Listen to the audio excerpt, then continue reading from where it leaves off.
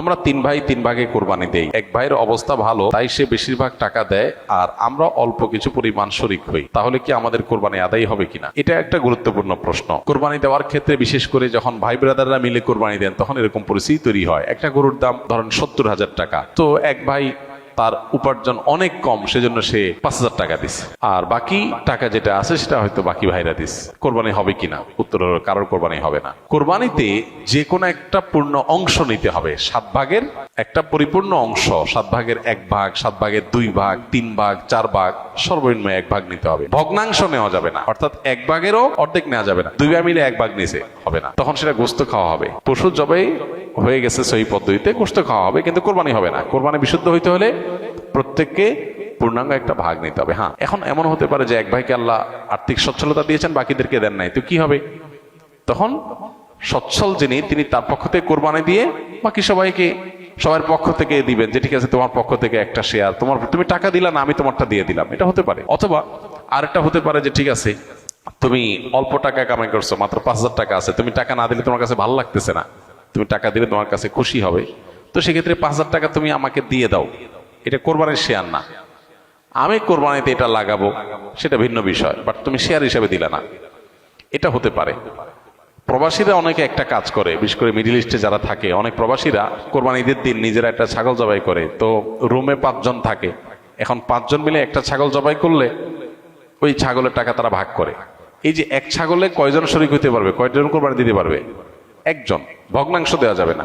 তাহলে একজন কোরবানি দিলে রুমের যে কোনো একজন কোরবানি দিবে, তো বাকি 4 জন তারা কি বসে বসে খাবে? গোস্ত তো সবাই খাবে। তো এই জন্য তারা 5 জন মিলে ভাগ করে টাকা দেয়। এখানে কারোরই আসলে কোরবানি হবে না, জবাই করা হবে, পশুর গোস্ত খাওয়া হালাল হবে, কিন্তু কোরবানি হবে না। যদি কোরবানি হতে হয় তাহলে এমন করা যেতে পারে, 5 জন মিলে টাকা দিল একজনকে, দিয়া বললো ভাই আপনি মুরব্বী মানুষ, বড় মানুষ, বা আপনি যে কোনো কারণে আমাদের থেকে ভিন্নতর, তো এই টাকাটা আমরা সবাই তুলে আপনাকে দিলাম, কোরবানিটা আপনার তরফ থেকে আপনি দেন, সবটা একজনের হলো, গোস্তটা সবাই খাইলো। বা এই বছর আপনার তরফ থেকে হলো, পরের বছর আমরা আবার সবাই টাকা পয়সা দিলাম, ভাই আরেকজন হলো, টাকা আপনাকে দিয়ে দিলাম আপনার তরফ থেকে হোক, কোরবানিটা একজনের হবে। ঠিক একইভাবে গরুতে ভগ্নাংশ, এটার ভাগ এভাবে আপনার শরিক হওয়া যাবে না, পূর্ণাঙ্গ একটা অংশের শরিক হতে হবে, তারপরে কোরবানি বিশুদ্ধ হবে। বর্তমান জামানায় ইসলামিক গজলের মধ্যে বিভিন্ন থাম্বনেল ইউজ করা হয়, যা অনেকটা গান বাদ্যযন্ত্রের মতো। এই ধরনের গজল শোনা বা অনলাইনে রিলিজ দেওয়া জায়েজ হবে কিনা?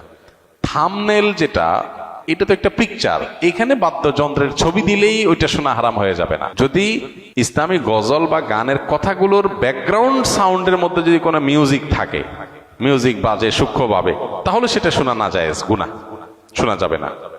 থাম্বনেলের মধ্যে ছবি কি দিছেন না দিছেন, থাম্বনেল একটা তবলার ছবি দিয়ে দিলেন, কিন্তু ভিতরে প্লে করার পরে ভিডিওটা স্মুথ একদম খালি গলা গাওয়া হয়েছে, সেখানে কোনো মিউজিক্যাল ইনস্ট্রুমেন্ট ব্যবহার করা হয়নি, তো ওটা হারাম হবে কেন? মিউজিক শোনা হারাম, মিউজিকের ছবি দেখা কি না দেখলে হারাম হবে না, বিধায় আপনার থাম্বনেলের ছবি কি আছে না আছে এটার জন্য ভিডিও হারাম হবে না। তবে হ্যাঁ, আজকাল অনেক আপনার গজল, ইসলামী সঙ্গীত বের হয়েছে যেগুলোতে সূক্ষ্মভাবে মিউজিক আছে, আপনি একটু মনোযোগ দিয়ে শুনলে বোঝা যায় যে মিউজিক ব্যবহার করা হয়েছে, সেগুলো শোনা হারাম। এগুলো আপনার খুবই সূক্ষ্মভাবে মানুষকে হারামের দিকে নিয়ে যায়। আমরা হয়তো ইসলামের কথা শুনে, আল্লাহর কথা শুনে, কোরআন হাদিসের কথা শুনে, ভালো কথা শুনে আমরা এগুলোকে শুনি, কিন্তু নিজের অজান্তে আমি হারামে লিপ্ত হয়ে যাচ্ছি। এগুলোর উপর আমাদের সতর্ক থাকতে হবে।